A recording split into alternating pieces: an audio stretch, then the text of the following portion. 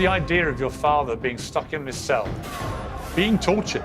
He's in a very small cell, 22 hours a day at the moment. There have been 10 people who have died in that prison. What is your message to General Kasim, the current leader in Pakistan? Respect democracy, respect the will of the Pakistani people, and respect the rule of law. Trump has a great relationship with our father and vice versa. Thank you, Ben. If anyone can make a difference, he can. Are you prepared to risk being arrested and going to Pakistan? But on one side, we just want to see him. It's been too long since we've spoken to him. Do you fear that he may die in there? There's so many ways for them to plot some kind of assassination. Pakistan's former Prime Minister Imran Khan has now been in jail for almost 2 years. He's currently serving a 14-year sentence on corruption charges he's always denied. His wife Bushra is serving 7 years. Reports suggest that both Khan and his wife are now being kept in harsh and degrading conditions, which amount to political persecution, and that Bushra has been gravely unwell. Well, Khan and his party remain hugely popular in Pakistan, and the case has roiled the country, which Khan claims is living under an undeclared martial law. Well, joining me from our studio in London are Imran Khan's two sons, Suliman and Kasim. Well, welcome to both of you to Uncensored. You know, I said this to your dad when I last interviewed him. When I was about 10 years old, I was a fan of Sussex County Cricket Club and used to bowl at your dad in the nets when he played at Sussex. And all I remember about him was he was an incredibly kind-hearted, generous man then as a cricketer who allowed kids to bowl him in the net. So, you know, I go back a long way with your dad in his other incarnations, a great cricketer. For you guys, I know you both love your cricket, but for you guys, just on a human level, let me start with you, Suliman, if I may. On a human level, you've now not seen your father for how long? Coming up to 3 years in November. And you haven't spoken to him, I think, for at least 4 months? Yeah. Last time we spoke was in March, I think. Right, and you're 28, and Kasim, you're 26. I've got three sons, 32, 28, 24. I couldn't imagine going a week without having any contact with them. What has this been like for you guys on a human level? I mean, it's been, it's obviously brutal. We're used to speak to our father very often. I mean, the court mandated that we speak to him once a week. We barely spoke to him, you know, once every 2 or 3 months. And even when we did speak to him, we would often get a message at around 2 a.m. in the morning saying, you're going to speak to him at 9 a.m. And so if you miss it, that rolls on. It's another 2 months we don't speak to him. So that was our one kind of solace, that we got to at least speak to him occasionally. Now, since the last interview we did, it seems they've become a little bit stricter, and we haven't spoken to him once since the last interview we did. It seems like that's kind of a technique that they're using to try and break him or cause him a little bit more distress. And Suliman, what conditions do you believe your dad is now living in? So he's in a very small cell. He has to be in there 22 hours a day at the moment. He's only allowed out of his cell for 2 hours a day at the moment. They've restricted access. Books were kind of his only solace. They've kind of restricted access to the books that he wants. He's had access to his lawyers and his personal physician and his family members restricted. I'd like to add as well, the conditions in there are awful, as in there have been 10 people who have died in that prison of hepatitis C, and that's because of unsanitary conditions, you know, equipment like razors and things that haven't been cleaned properly. So, you know, it's very, very clear to see their awful conditions. He's washing himself in water that isn't just unfiltered, it's visibly murky.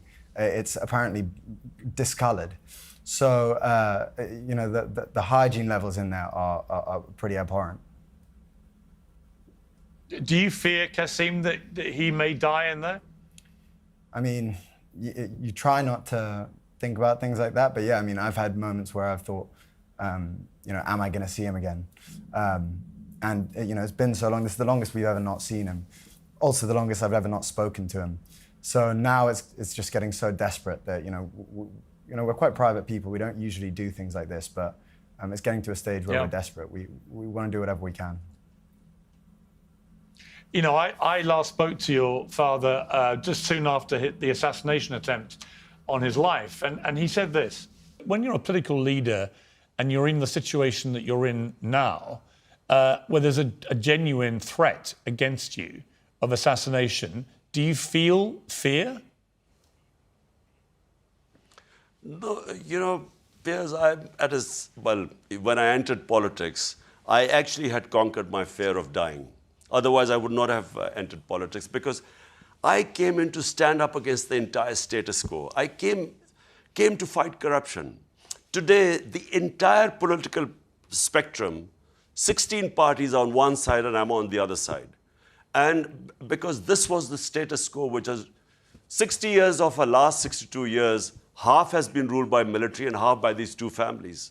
So I came to fight these two families. You know, he's shown extraordinary courage there, Kasim. You know, I'm not surprised. He's as a political leader, he's behaved exactly the way he did as a cricketer.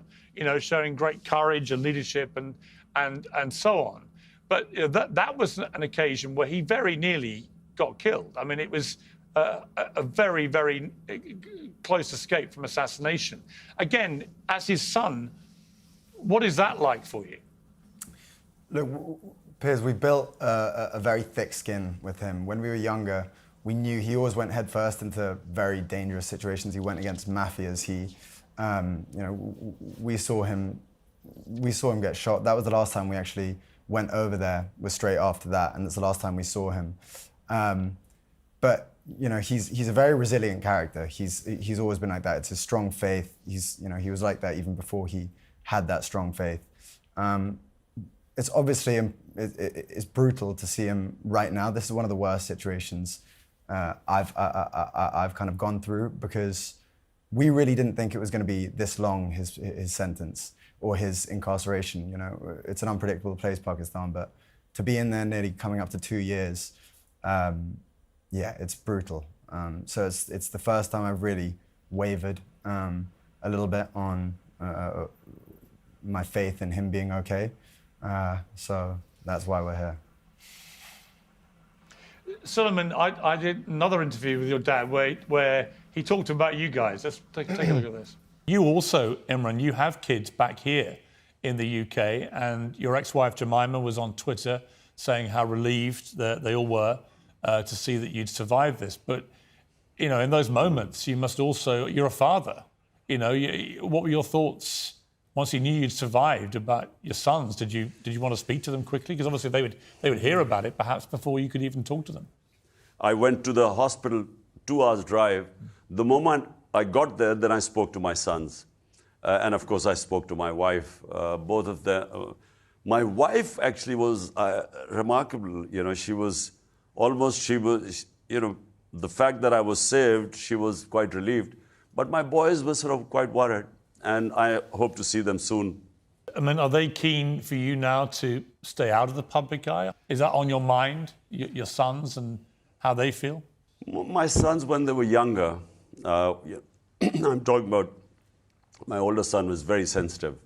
So when they were about 8, 9 years old, my older son, that's when he used to worry a lot, you know, and he always wanted me out of politics. But,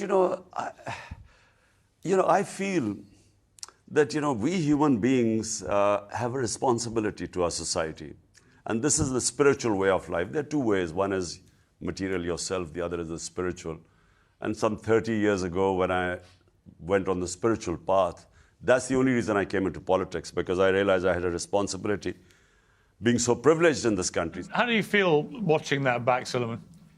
Well, it's completely true. When I was younger, sort of 9, 10, we'd constantly hear about his life being in danger, and I'd always beg him to leave politics, live a more comfortable life, maybe living off the back of his cricket career. But as we've got older, as he's got more successful in politics, I've kind of learned that, and also just getting older and understanding these things a bit more, He wouldn't be happy if he wasn't doing what he's doing. Even if he was living a comfortable life with us in the UK or in Pakistan, he genuinely wouldn't be happy if he wasn't trying to make a change over there.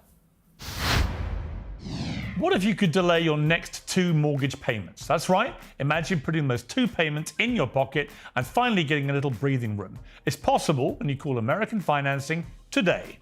Experts at American Financing can show you how to use your home's equity to pay off debt. Consultants are helping many homeowners to restructure their loans and consolidate dates, all with no upfront fees. Their customers are saving an average of $800 per month, which is like a $10,000 raise. It's fast, it's simple, and it could save your budget this summer. So call them today before it's too late. 866-721-3300. That's 866-721-3300. Or visit americanfinancing.net/peers. The ups and downs of the economy can be stressful and worrying. One of the smartest ways to protect your savings is with diversification. And you can start by talking to the experts at Birch Gold Group. Gold's value has surged 40% in the past 12 months, driven by record-breaking central bank purchases. Even with global instability, demand for gold continues to grow.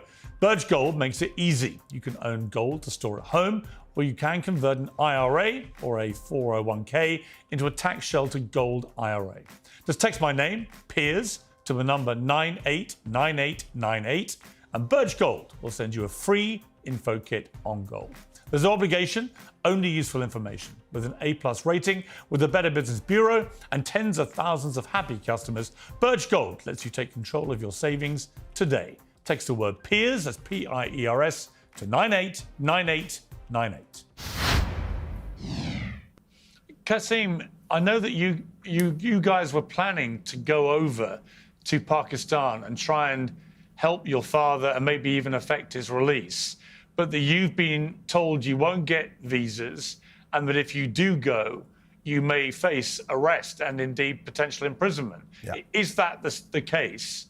And what do you intend to do given that backdrop? Well, yeah, so we wanted to go. We want to do whatever we can, as I said, to try and make a difference. We heard maybe, on one side, we just want to see him. It's been too long since we've spoken to him. So when we floated the idea of going, we were told by people in the Pakistani government that we would be arrested. And from other people, we heard, we had warnings from family members, inside sources, all sorts of people saying similar. So we've still tried to get our visas. We still are looking to go at some point. We've applied for our visas, that we haven't had a responses yet. We'll see what happens. Suliman, how determined are you guys to try and get your father out of prison?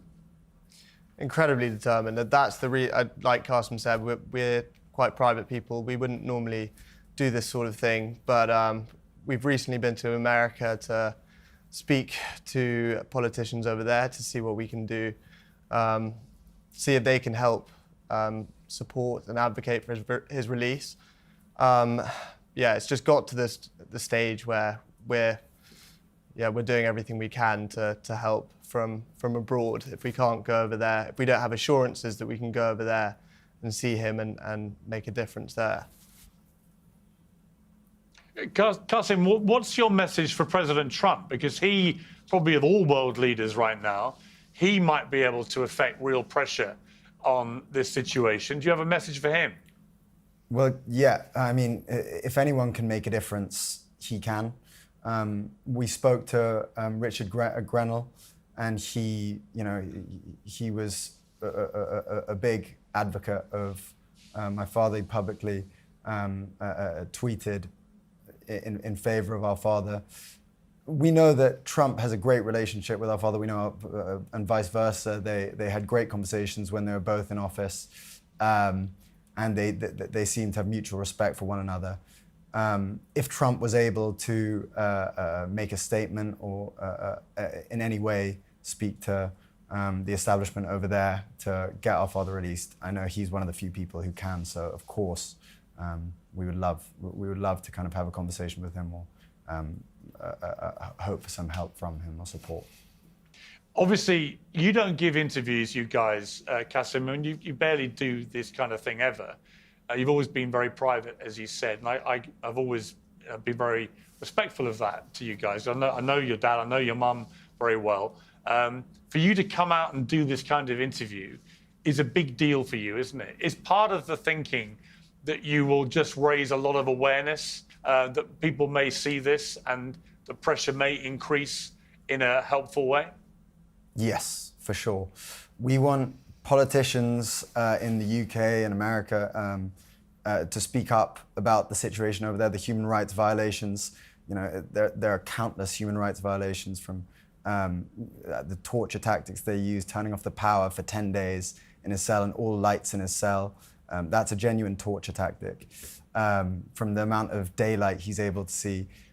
We want these human rights issues to be spoken about by journalists, by politicians, anyone who has a voice, to spread awareness about what's going on over there. And it's not just a human rights issue, it's a democratic issue.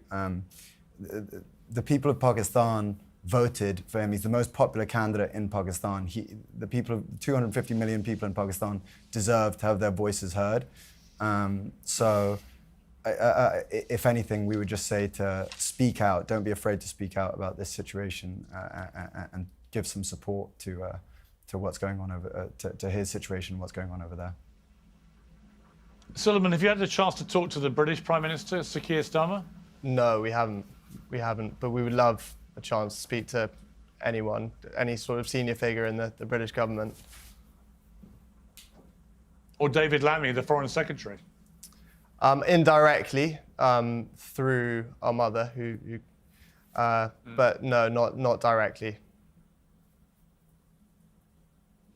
I really, like I said, I started this with talking to you about this on a human level. Just as a father of 3 boys myself, it's a heartbreaking situation that you guys have found yourself in, and I just think it must be an intolerable stress on you. Kasim, you talked about torture there. Just the idea of your father being stuck in this cell, being tortured as a political prisoner, as many people see him. That must be incredibly stressful. How are you getting on with just regular life with this going on? I mean, it's difficult. You have to disassociate to a certain degree. I get on with my work. I'm busy. I run a company here, so I try and just focus on my day-to-day. But at moments like this, you have to realize that everyone has a duty in their life, and we're born into a lot of privilege. We're very lucky, and so one thing we have to do is just focus on this as much as possible right now and try and get him out of this situation. He's done so much for the people of Pakistan. He's built the first cancer hospital in Pakistan. He's built universities there. He won the World Cup in '92. The people of Pakistan adore him, and for good reason. And the least we can do is, as sons, is try and speak up about this and try and make some kind of impact. So even if it is a little bit painful, speaking about it is the very least we can do. And Suliman, he's been convicted in Pakistan of corruption charges, as has his wife. What is your response to that? Well, I think anyone who knows him knows that he's not a corrupt person. If he was truly corrupt, he's been offered multiple times to join one of the established parties, and he could have just enriched himself that way, as they have. Instead, he chose to start his own party 30 years ago. Took him 20 years to even be taken seriously in politics. And he could have lived a comfortable life, like I've said, off the back of his cricket career. The whole reason that he started his party in the first place was to fight the kind of rampant corruption that Pakistan has suffered from since its inception, really. I think anyone who knows him, even people within the establishment who are accusing him of this, know that he's not a corrupt person. I interviewed Imran's sister, Alima Khan, in February last year, and she said this. He was shot. There were about 2 snipers and 1 person on the ground who shot at his rally. But then there was another attempt when they barely made it out of the judicial complex, but they had snipers on the rooftops. They were going to shoot at them. That was about to be a second attempt. So it's not that it's 2 attempts. And in jail, maybe we were worried about his safety in jail. Like, is he safe in jail? Will they poison him? So there's always a concern. But I think he's helped all of us come through the past few months. And we feel, well, if you're going to die, then it's going to be a big contribution towards a cause. I mean, there she was raising the spectre of somebody potentially poisoning him, Kasim. I mean, the problem is he's kind of defenseless in there, isn't he? He's on his own, he's defenseless.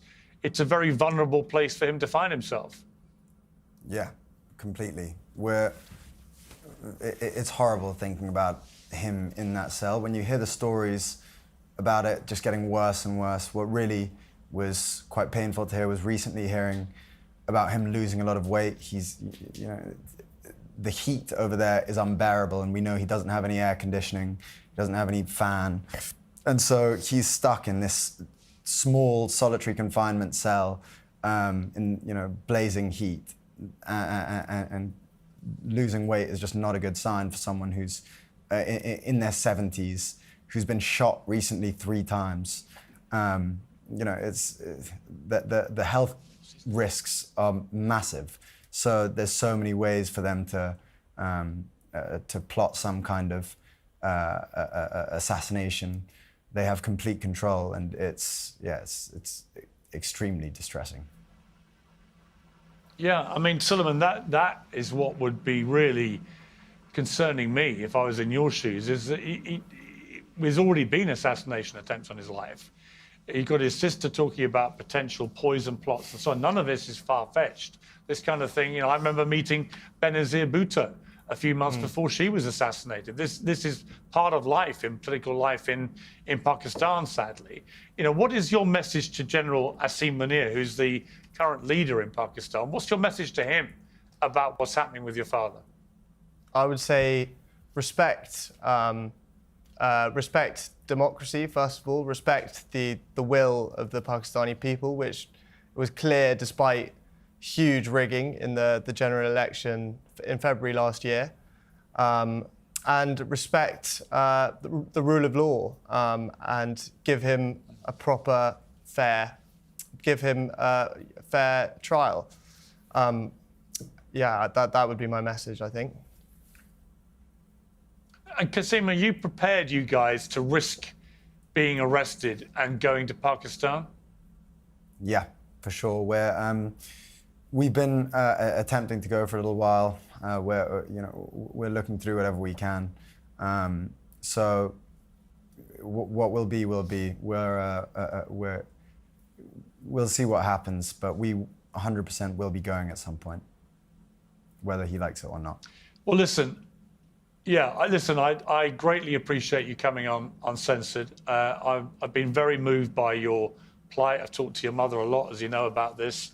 I feel a long-time affinity with your dad. Like I say, he was very kind to me when I was a young lad, and I haven't forgotten that. And it was fascinating watching him go into politics and a whole different world. But it's a very dangerous position that he now finds himself in. And I just hope and pray that at some stage, sooner rather than later, common sense prevails and you get your dad back, or at the very least you get to see him and talk to him and interact with him, because it must be just for yourselves, never mind him, a form of torture that's going on. So Kasim and Suliman, thank you both very much indeed. Thanks so much for having us on. Really appreciate it. Thank you, Piers. Well, best of luck to you in your campaign.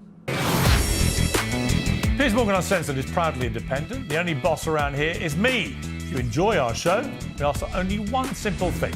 Hit subscribe on YouTube and follow Piers Morgan Uncensored on Spotify and Apple Podcasts. And in return, we will continue our mission to inform, irritate and entertain. And we'll do it all for free. independent, uncensored media has never been more critical, and we couldn't do it without you.